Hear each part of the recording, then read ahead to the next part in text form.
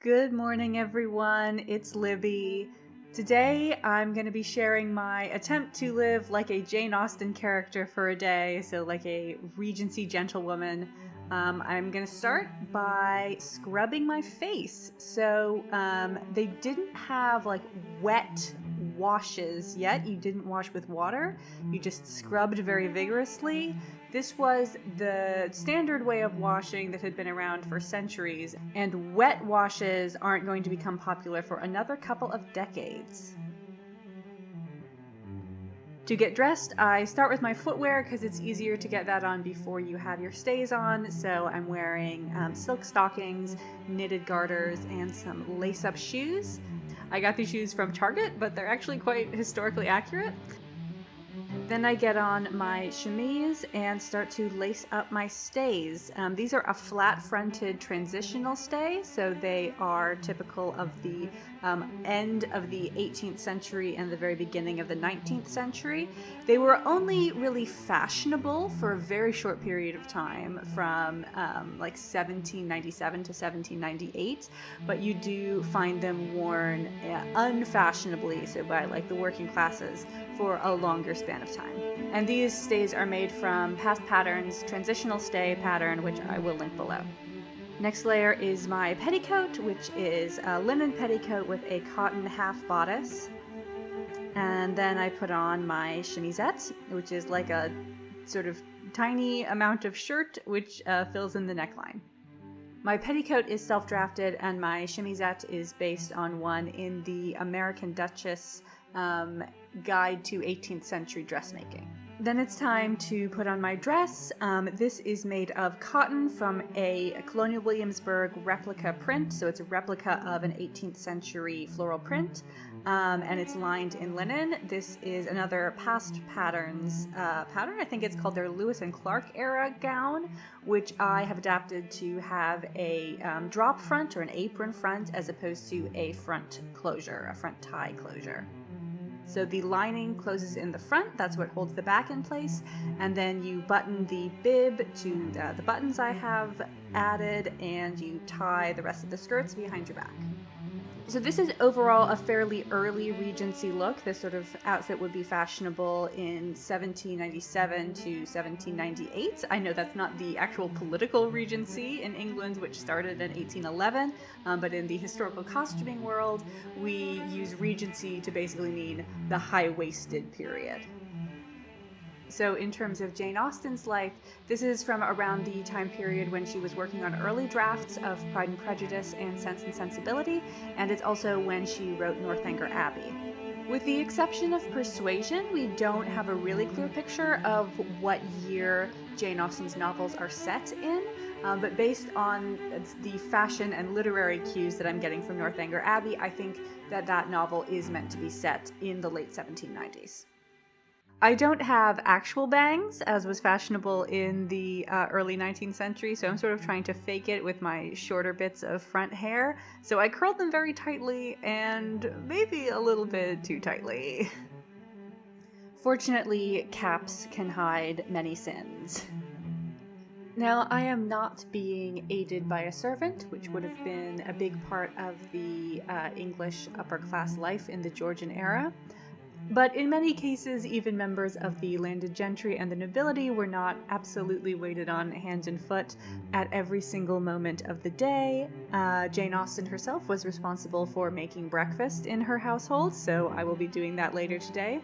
And I am living in a modern house with modern conveniences, so I have an oven that heats automatically, I have running water, I have lights that turn on without me having to light candles, and of course I have washing machines for dishes and for clothes. So a lot of work that historically would have been done by servants is now done by robots.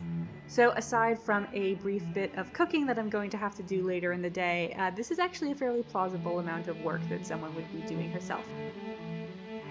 And finally, I'm putting on a little bit of makeup. This is just Burt's Bees Lip Shimmer in Rhubarb, which is a tinted lip balm.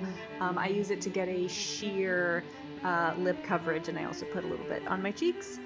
Makeup was not vilified in the Georgian era. That's more of a Victorian thing.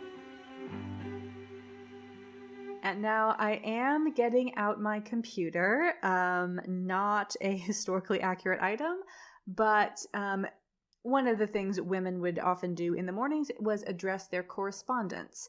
And I am not engaged in any letter writing relationships, so checking my correspondence for me means checking my email. At least in my life, I can't really get away with not checking my email for 24 hours. So this is definitely a modern approximation of what an actual Georgian gentlewoman would have been doing.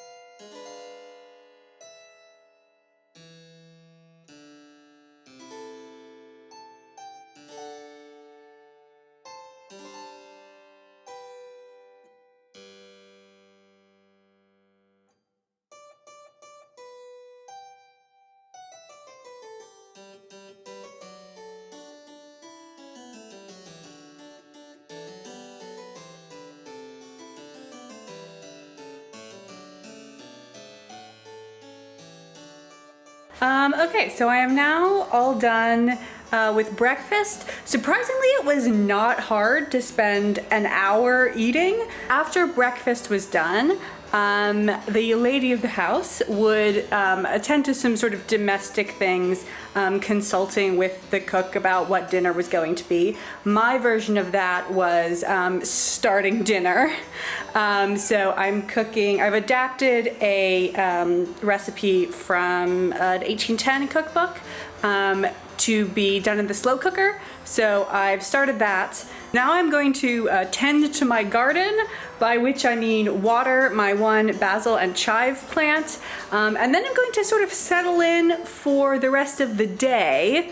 And then at like 4 o'clock is when I'm going to start the transition into evening.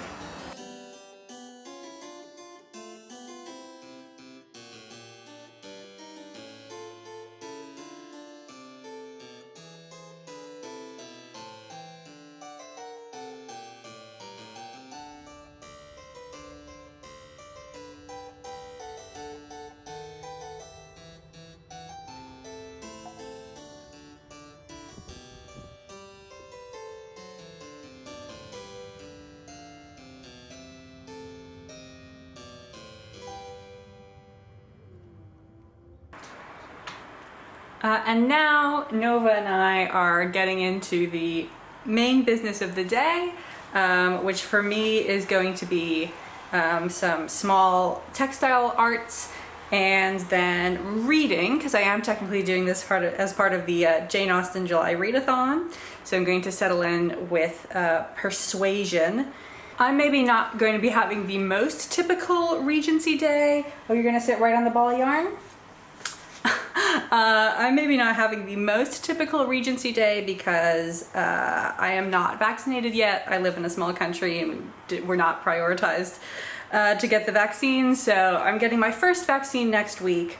So this is going to be a all indoors, no guests version of a Regency day. So during the bulk of the day, or what Georgians would call the morning, which is any time before dinner, and dinner could be like starting from 2 to 6. The later, the more fashionable. We are planning to dine at 5, so we're fairly fashionable. We had breakfast at 10, which is a fairly late breakfast hour. And basically, the more you progress into the day towards dinner, the more sort of open to the public you are.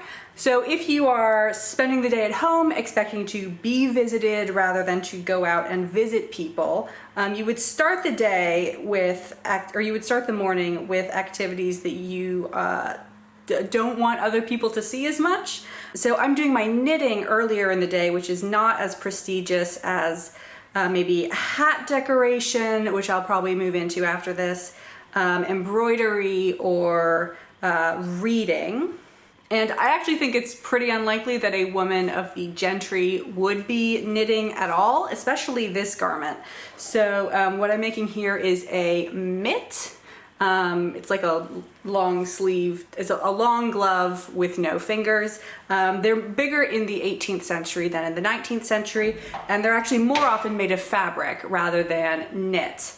I'll leave a link to the Ravelry page for this pattern in the description. This is actually based mainly on what an 18th century stocking would have looked like, because some people, when their stocking toe or heel wore out, you would cut off the foot and turn it into an arm warmer. So I've got this sort of pseudo seam running down what would have been the back of the leg. This is very interesting. This sort of back seam on stockings had hung around since the Middle Ages, when stockings actually had to be seamed because they were made of woven fabric, they weren't knitted. And so you would do a seam up the back, and I guess people either stylistically liked it or wanted to look like their stockings were out of woven material rather than knitted material. But by the early 1900s, mitts were pretty much out of fashion, and even when mitts were in fashion, only the less fashionable ones would have been knitted, and even stockings, if you're making a mitt from a stocking, would not have been knitted by hand.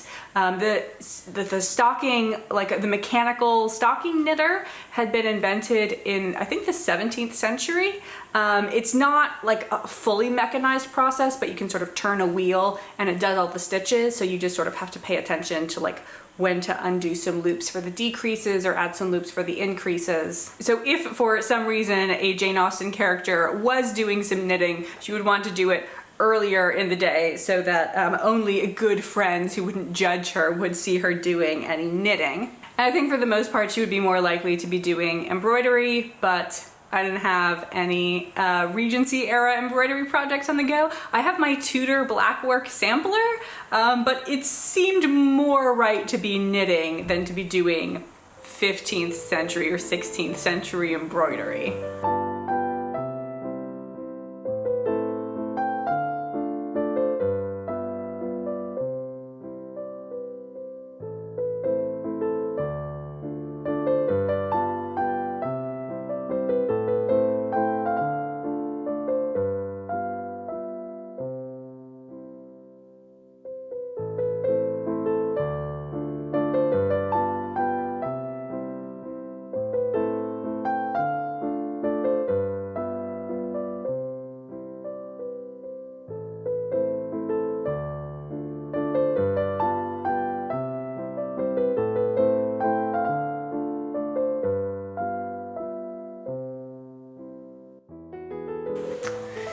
So I did about an hour of knitting.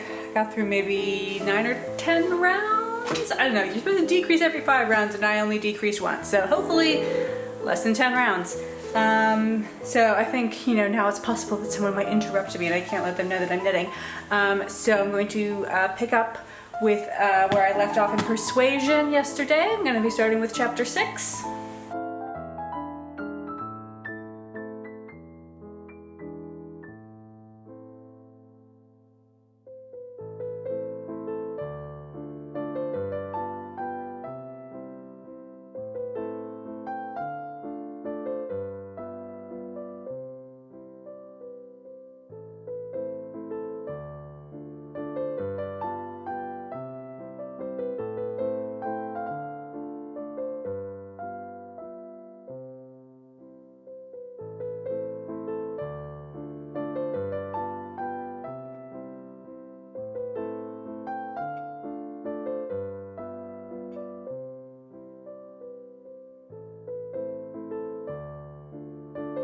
Okay, now I'm going to try the lemonade. This is based on a German recipe from the 1790s. I found it at Pavillon de la Paix, the blog. I will leave a link down below. It is in German, but Google Translate is your friend, so Prost.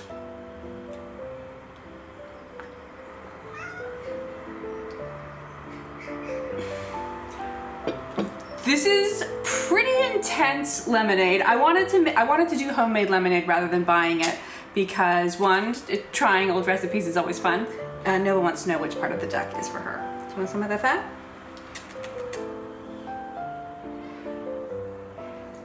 for you.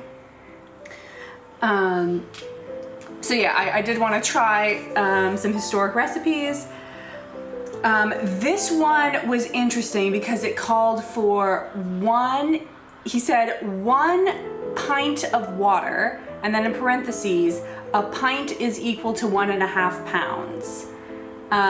So one of those measurements is different from modern measurements because in modern measurements, a pint is a pound. And so I wasn't really sure which one to go with. And then I looked at how much sugar he wanted me to add, and I was like, that's a lot of sugar. So I went for the 1.5 pints, so 3 cups. And I think that was definitely the right choice because if I had, 1/3 less water in here, this would be really intense.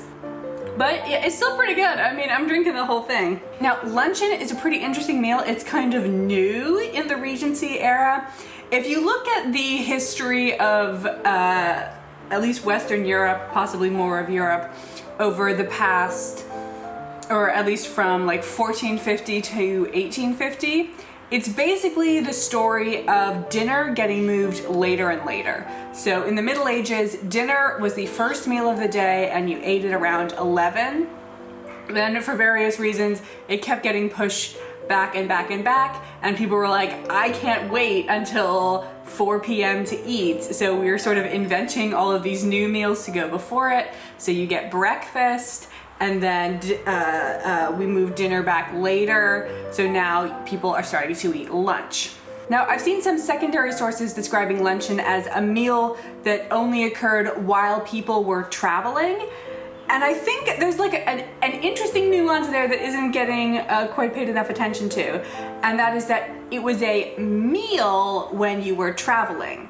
But on days when people weren't traveling, they still just ate some food and didn't consider it to be a meal. So like if you're in a carriage for 6 hours, getting out, finding an inn, probably freshening up, ordering some food, that has sort of all of the trappings of a meal. And I think when people were staying at home or at somebody else's home, they would just get some food. So I was actually just reading in Persuasion the description of someone eating not at a mealtime, and it's very sort of like offhand. So after Anne has arrived at her sister Mary's house, she describes what Mary is doing when they're about to set off on a visit. Austen says of Mary that then, forgetting to think of it, she was at the other end of the room beautifying a nosegay, then she ate her cold meat, and then she was well enough to propose a little walk. And that scene is not taking place like in a dining room or a breakfast room. It's probably in a drawing room or a parlor. And yeah, Mary just like has a quick thing to eat. Anne is not eating with her. I think people just sort of got hungry between breakfast, which is at 9 or 10, and dinner, which could be as late as 5. So it's interesting that people are like acknowledging that they need to eat, but not feeling the need to sort of make it a scheduled part of the day. You also really didn't want lunch to be a big affair because everyone working in the kitchen, which could be your servants or could be you, needs to be focusing on dinner, the main meal of the day. So salad, super easy to prepare, and then I'm having cold duck, having cold meat from whatever the main dish was from last night's dinner was often a big part of luncheon. So I just bought some smoked duck, but I was sort of imagining that yesterday for dinner we had a roast duck, and now I'm just having leftovers of it. So it's now a little bit before 4 o'clock. Which means I'm going to get ready to make my day to evening transition. We're eating at 5, but I think I have to like do some actual cooking. I'm going to have to be a Georgian cook for a little bit before I can return to being a Georgian lady. And since I'm going to change into more formal attire for the evening, I think I'm just going to take off all my outer clothes, put a t-shirt on top, make dinner, and then get dressed in my evening clothes. I just really don't want to risk getting food on any of the clothes that I worked really hard to make.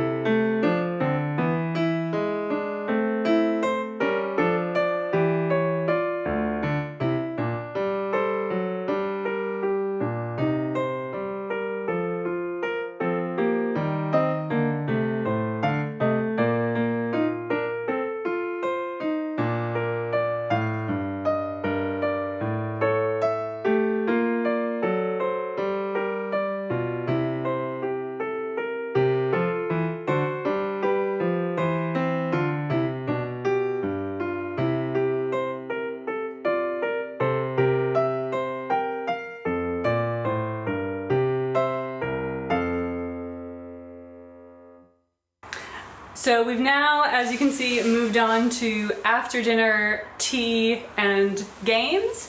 I think normally the genders would separate again after dinner, and the women would chat and have some tea, and the men would have their cigars and port. I figured since we're just one couple, we wouldn't just sit by ourselves in separate rooms after dinner, so we're just jumping straight into everyone coming together. So we're going to be playing chess. We are going to be playing a non-Regency chess variant, which is Fisher 360, because it's just a lot better than regular chess. It's more strategic and less about memorization. So basically the way it works is you randomize the back rows, and they're even. You randomize them the same way. So you can't just like memorize. It becomes a lot harder to memorize all the positions that something can be in. Yeah, so I'm just waiting for David, and then we are going to pick colors and create our back rows. And if you decide to follow along, we didn't have all the white pieces, so we have two little backgammon bits serving as white pawns, and the white king is this peg. While I'm waiting for David to show up, we are also having tea now. You may notice I did not have afternoon tea. I did not have, the meal of tea, tiny sandwiches, scones, and little pastries. Even though this gets put in some Jane Austen adaptations, and places like the Jane Austen Center in Bath offer tea services, afternoon tea is actually a Victorian idea. It was invented in the 1830s. You guessed it, because dinner moved back some more, and so we needed more space between lunch. We needed more food between lunch and dinner.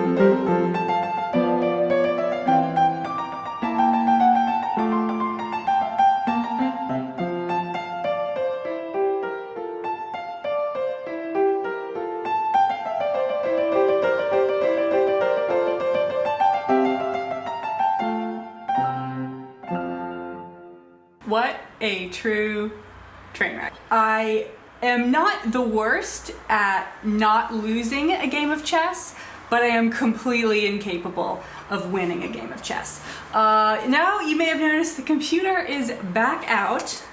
For the glamorous and decadent Georgians, dinner was kind of the beginning of the evening festivities. You then could spend some quiet time at home, playing games, drinking tea, talking, potentially reading out loud. I think card games were more popular than chess, but I looked up Regency card games, and it looks like most of them require 4 people. There were a couple that don't. One was 21 or 21, which is basically blackjack with no house. And then there was piquet, which seems like I found 2 YouTube videos explaining how to play piquet. The first one was 7 minutes, and I got completely lost within the first 90 seconds. The second one was 30 minutes, and I was like, I don't I'm not going to dedicate that much time to learning how to play a card game. It's basically, if you're familiar with historical card games at all, basically first you play poker, then you play whist. But if you were not some sort of prude and you actually wanted to go out and have some fun, there were a couple different options available to you, especially in London, but also in the other larger cities. Balls, public and private, obviously not vaccinated, and also don't think there are any balls just sort of going on that I could attend at the moment. And the other option is theater, including concerts and opera, so like live performance. So we are going to be watching an opera, and I'm going to leave it up to David which one we are going to do. And I figured this was sort of our best option for a socially distanced approximation of an evening out. I think we're just going to be watching one opera. We might watch two short ones. But for theater in the Georgian time and also earlier, it's not unusual to see multiple performances. Like the theater would just have sort of 5 hours worth of entertainment. So you might get a mix of comedies and tragedies for either plays or operas. You also might get long plays or operas with sort of interludes between the acts of small musical performances or very short dramatic works. To sort of give the actors more time to, the main actors or the main opera singers more time off, and to give the audience goers a sort of different taste of something. Also, for the most part, people weren't concerned with spoilers, so knowing what the story of the play or opera was before you went in was perfectly normal. A lot of them were about sort of historical figures, and also Shakespeare was quite popular and everyone knows the ends of all the Shakespeare plays. So showing up an hour late, watching 1 or 2 acts of whatever's on, and then leaving was a totally appropriate thing that you could do with your time and money.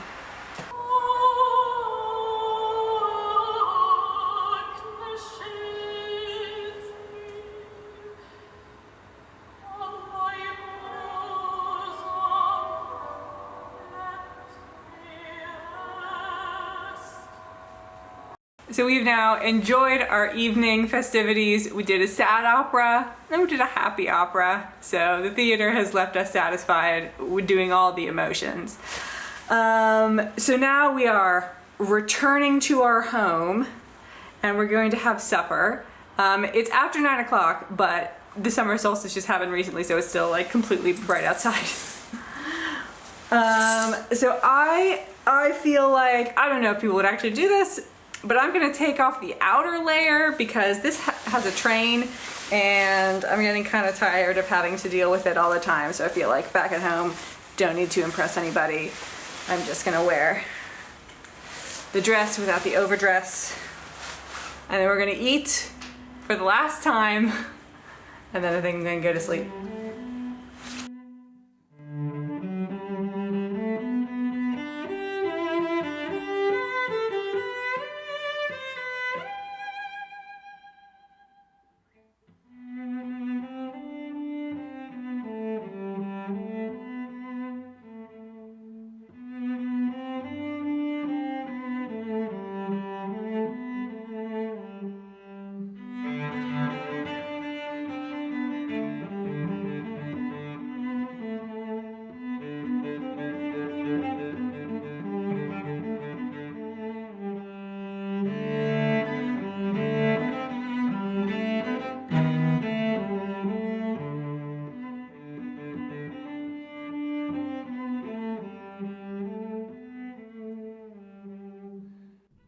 Thank you all so much for watching this video. I hope you enjoyed it.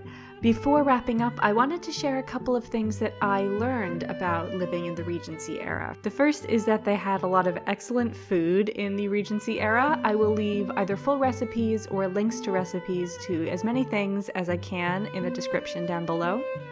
I also noticed how much the soft, cushy modern furniture was sort of fighting with my stays.